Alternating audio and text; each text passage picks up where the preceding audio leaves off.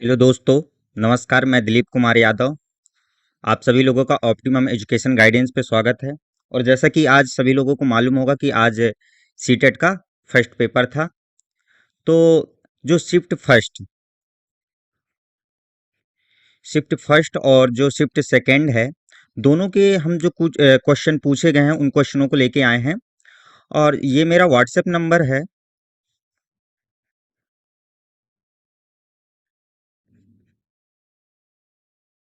जिन किसी का भी पेपर रहा हो तो वो इस व्हाट्सएप नंबर पे क्वेश्चन साझा कर सकते हैं, ताकि और आपके दोस्त भाई लोगों को पता चल सके। ये हमारा व्हाट्सएप नंबर है। इस व्हाट्सएप नंबर पे आप पेपर सेंड कर सकते हैं, क्या क्या क्वेश्चन पूछे गए थे। और आप इंस्टाग्राम आईडी पे भी सेंड कर सकते हैं। इंस्टाग्राम आईडी नेम है DK Yadav, DK Yadav M। इस पे आप सेंड कर सकते हैं। तो बात करते हैं क्वेश्चन पूछे क्या क्या गए थे। तो ये ईवीएस के क्वेश्चन थे कि ईवीएस में क्या क्या पूछा गया था। तो एक क्वेश्चन पूछा गया था कि विटामिन का नाम, और वहां पे ऑप्शन दे दिया गया था vitamin A, vitamin B, vitamin C, vitamin D. तो जो एस्कॉर्बिक एसिड होता है वह किस विटामिन का नाम होता है? विटामिन सी का। तो अपन वहां पे राइट करके आ जाते विटामिन सी। और बात करें क्वेश्चनों की तो आज काफी मॉडरेट था, ना ही इजी ना ही टफ लेवल कहेंगे। और जो पढ़ा था तो उसके लिए तो काफी इजी ही लगा है। और एक क्वेश्चन पूछा गया कि मेरे सिर पर शिखा है, सभी कहते हैं कि मैं सबसे अच्छा नृत्य करता हूँ, मेरे पंखों पर मुझे गर्व है, बारिश से पहले मैं जोर से रोता हूँ। तो वहां पे कई पक्षियों के नाम दिए हुए थे, मोर था, बाज था। तो उस पे आंसर हमारा क्या हो जाएगा? मोर हो जाएगा, क्योंकि मोर के ऊपर क्या होती है? शिखा होती है, और वह सबसे अच्छा नृत्य करता है ना। और मोर कौन सा है, क्या है अपना? राष्ट्रीय पक्षी है।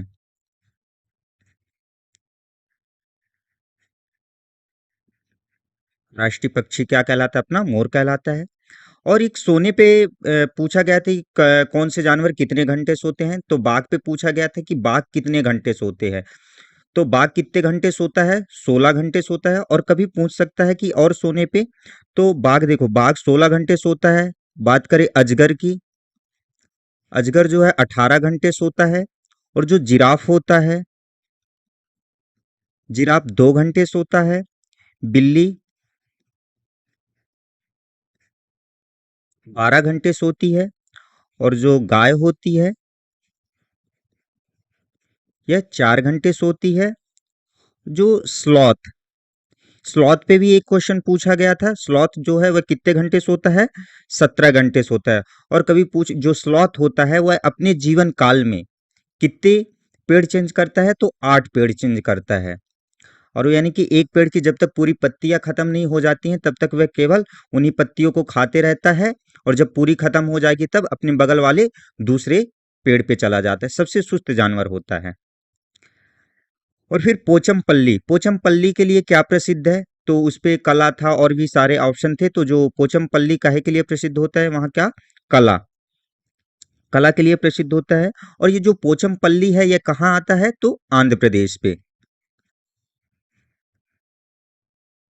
आंध्र प्रदेश पे। और यहाँ कौन सी भाषा बोली जाती है? तेलुगु भाषा बोली जाती है।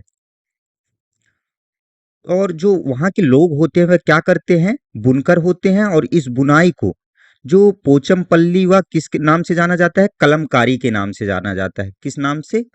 कलमकारी।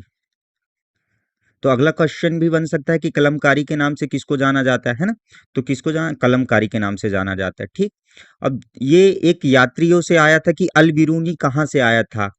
जो विदेशी यात्री आया था ना, अल बिरूनी, वह कहाँ से आया था? उज्बेकिस्तान से आया था। ठीक। और पूछ सकता है कि इसकी किताब, इसने एक किताब लिखी थी, उस किताब का नाम क्या था? उल हिंद। और जो इसने बताया था जब अपने देश गया था वापस, तो इसने क्या बताया था कि मैंने भारत में देखा कि वहाँ जो तालाब बनाते हैं। तो किसके बारे में चर्चा किया था इसने? किसके बारे में? तालाबों के बारे में। ठीक। अब एक बहुत ही इजी क्वेश्चन पूछ लिया कि भारत में कितने केंद्र शासित प्रदेश हैं। तो कितने हैं? 8। और अब अगर कभी पूछ ले कि राज्य कितने हैं, तो कितने होते हैं राज्य? कितने हैं? 28 राज्य भी हैं। ठीक। और एक ये क्वेश्चन पूछ लिया कि किस राज्य में बांस के खंभों पर घर बनाए जाते हैं, तो किस राज्य में बनाए जाते हैं? असम में बनाए जाते हैं। ये मोस्टली हर साल पूछा जाता है ये वाला क्वेश्चन। ठीक। और जो असम में बनाए जाते हैं कितने फीट ऊपर बनाए जाते हैं? 10 से 12 फीट ऊपर घर बनाए जाते हैं। और यहाँ के बांसों को जो गरीब होते हैं, यहाँ के बांस को क्या कहा जाता है? टिम्बर कहा जाता है। टिम्बर मतलब कि गरीबों का टिम्बर कहा जाता है। जो बांस होते हैं वही उसको क्या कहा जाता है? गरीबों का टिम्बर कहा जाता है। ठीक। और जो अगर यहाँ कभी पूछ ले कि पुल, जो पुल होती है वह किसकी बनी होती है? बांस तथा रस्सी के पुल बनाए जाते हैं, उसी से जो बच्चे होते हैं वह स्कूल जाते हैं। ठीक। और समाजीकरण का प्रथम कारक है, तो समाजीकरण का प्रथम कारक क्या कहलाते हैं? ऑप्शन रहता है दोस्त थे, परिवार था, समाज था। तो कौन हो जाएगा? समाजीकरण का प्रथम कारक कौन है? परिवार। ठीक। अब एक नेक्स्ट क्वेश्चन था कि मधुमक्खियां किस महीने में अंडे देती हैं? तो जो मधुमक्खियां होती हैं वह किस महीने में अंडे देती हैं? अक्टूबर से दिसंबर माह में। ठीक। और जो मधुमक्खियां पालन क्या कहलाता है? एपीकल्चर कहलाता है। और कभी पूछ ले कि इसके अलावा भी कि जो यह किन पेड़ों से अपना रस प्राप्त करती है, तो मोस्टली कहाँ? लीची के, लीची का पेड़ होता है, लीची के पेड़ के फूलों से। और इसमें क्या होती है? एक मक्खी मधुमक्खी जो होती है वह कौन सी होती है? रानी होती है। जो क्या कौन सा काम करती है? अंडे देने का काम करती है। और जो बाकी मधुमक्खियां होती हैं वह क्या करती हैं? रस ढूंढने का काम करती हैं। और जब रस मिल जाता है तो वह क्या करती हैं? नाच करती हैं। नाच करती हैं जिससे जो दूसरी मधुमक्खियां होती हैं वे आ जाती हैं, उनको भी पता चल जाता है कि यहाँ पे रस है। ठीक। और जो अगर जो नर मधुमक्खी होते हैं, नर होते हैं, वह कुछ काम नहीं करते हैं, नल्ले होते हैं। ठीक। और जो लीची का फूल है, कि लीची का फूल कब खिलता है? तो फरवरी माह में खिलता है। ठीक। और मधुमक्खियों के डंक में कौन सा अम्ल पाया जाता है? तो मधुमक्खियों के डंक में फॉर्मिक अम्ल पाया जाता है। कौन सा अम्ल पाया जाता है? फॉर्मिक अम्ल पाया जाता है।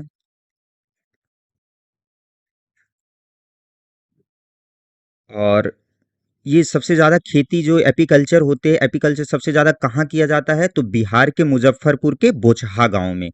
ये पूछ सकता है। ठीक। कहाँ? बोचहा गांव में। नेक्स्ट क्वेश्चन है कि कौन सा पक्षी तने में छेद करके घोंसला बनाता है? तो जो कौन सा पक्षी होता है? बारबेट। इसी को अपन क्या बोलते हैं? बसंत गौरी। तो वो क्या करता है? जो तना होता है तने में छेद कर लेता है, उसी को अपना घोंसला बना लेता है। ठीक। और चेरव का प्रसिद्ध नृत्य, तो चेरव कहाँ का प्रसिद्ध नृत्य होता है? मिजोरम का। ऐसे ही और भी नृत्य हैं, जैसे बिहू है, ये काफी बार पूछा जाता है, तो ये कहाँ का है? असम का है। तो ऐसे जितने भी नृत्य हैं आप सब लोग एक बार पढ़ लीजिएगा जिनका अभी पेपर है। ठीक।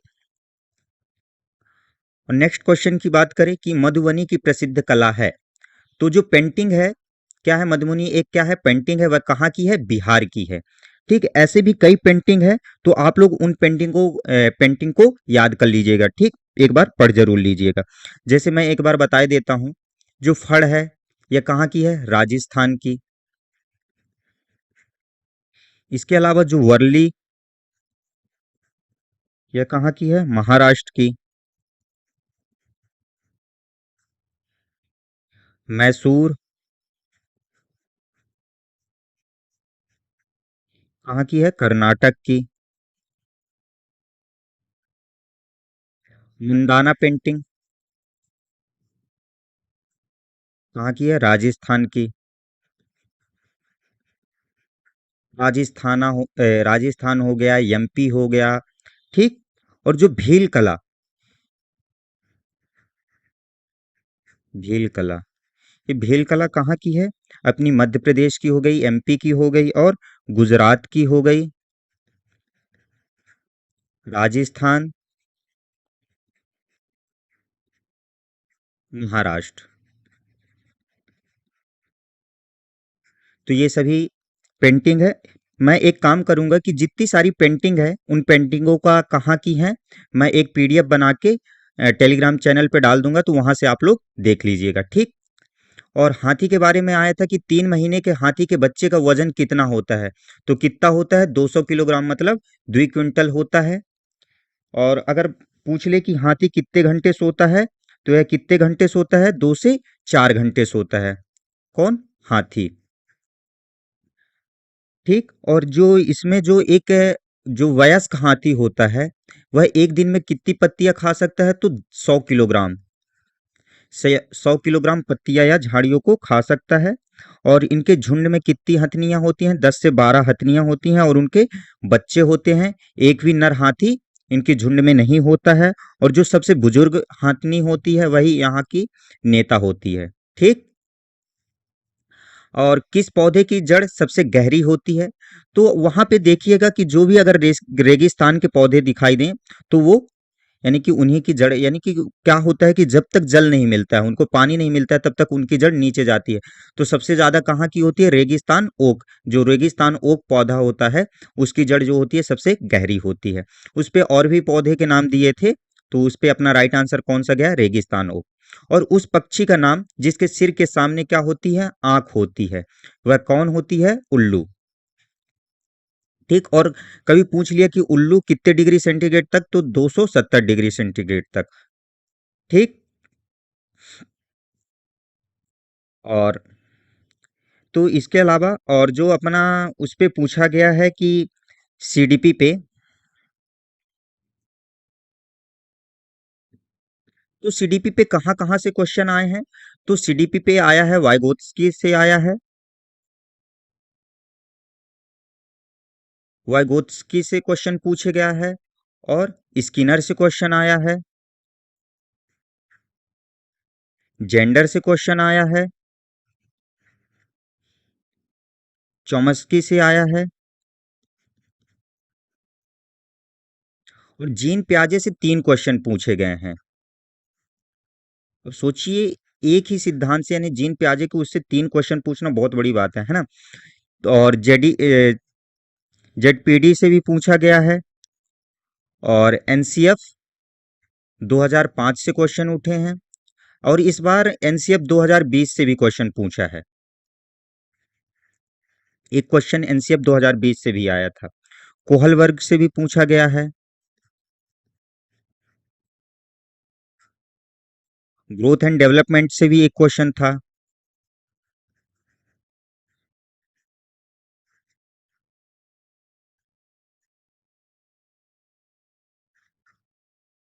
और टीचिंग टूल से भी थे। देखो क्या है कि अभी हमको एग्जैक्ट पूरे क्वेश्चन मिले नहीं हैं, तो इसलिए हमने अभी क्वेश्चन इस पे बनाया नहीं हम। जैसे ही हमको, यानी कि हम अपनी क्वेश्चन मिल जाएंगे, तो हम उसके पूरा ये ऐसे ही पीडीएफ बना के टेलीग्राम पे डाल देंगे, तो वहां से आप लोग देख लीजिएगा, ठीक। और बात करें जो ये थे, ये यानी कि शिफ्ट फर्स्ट में भी इन्हीं से क्वेश्चन पूछा गया है, और शिफ्ट सेकंड पे भी, ठीक। और बात करें मैथ से, गणित से पूछा गया है, तो सेकंड पेपर पे पूछा गया था मेन मीडियन मोड से क्वेश्चन आए थे। और प्रोबेबिलिटी से भी क्वेश्चन देखने को मिला है। नंबर सिस्टम से काफी ज्यादा क्वेश्चन पूछे गए हैं।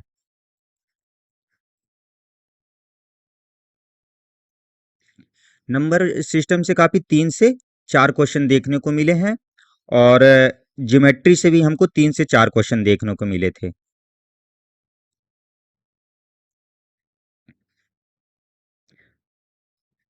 तो इसलिए ज्यादा से ज्यादा हो सके तो प्रैक्टिस करिए इन सभी की, ठीक। ज्योमेट्री से पूछा गया था, एरिया से पूछा है, वॉल्यूम से पूछा है, और अलजेब्रा था। इनसे सभी से क्वेश्चन पूछा गया है। और बात करें साइंस से, तो साइंस में हमें एग्जैक्ट क्वेश्चनों की लिस्ट तो नहीं मिल पाई है। तो और बताया गया है, यानी कि,